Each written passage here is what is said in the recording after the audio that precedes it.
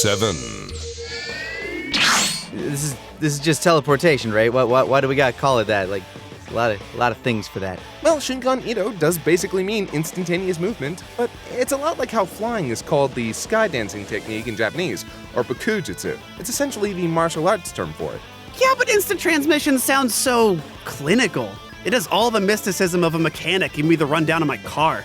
But we digress. It's here at number 7, and I'd argue for good reason. A lot of the techniques we've listed so far are battle techniques, largely, if not solely, meant for either doing damage or maximizing damage. But this move is something more versatile and frankly more enticing than any of the other techniques on this list. Let's cut straight to the chase here. Travel blows. It doesn't matter how much you might love seeing new places and trying new things. Forcing yourself into a little metal box of any kind for any amount of time is a bitch. And the farther you have to go, the worse it is. What if you could travel to Africa in the blink of an eye?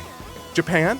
Finland? Why Finland? I honeymoon there. I repeat, why Finland? What we're trying to say is this technique regularly makes the top 5 of anyone who's ever asked or been asked the question, if you could have any superpower, what would it be? Never be late for work again, spend weekends in any part of the world you want, and never be caught by the police smoking pot in your car. It's a top tier ability, and that's not even counting for how it assists in battle. An opponent may be able to follow your movements even at your fastest, but there is no accounting for full-on instant movement.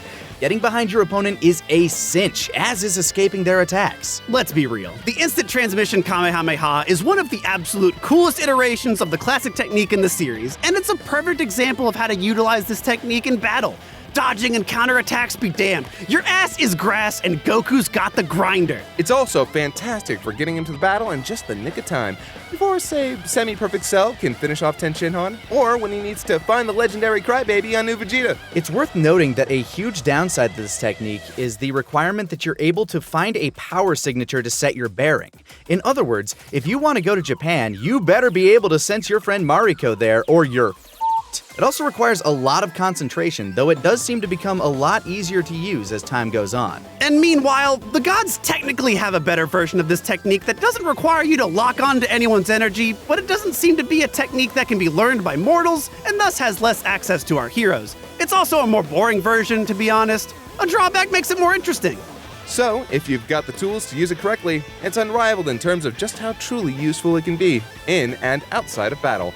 Hey, did you know the original plan to eradicate the Saiyans game had an instant spirit bomb? Wait, really? Yup! In an alternate ending to the game, Goku throws a big-ass spirit bomb, but then teleport blasts Hachiyak, distracting him long enough for it to hit. Did you find that out while looking up the technique on Dragon Ball Wiki? Yup! And most of the migraines have worn off.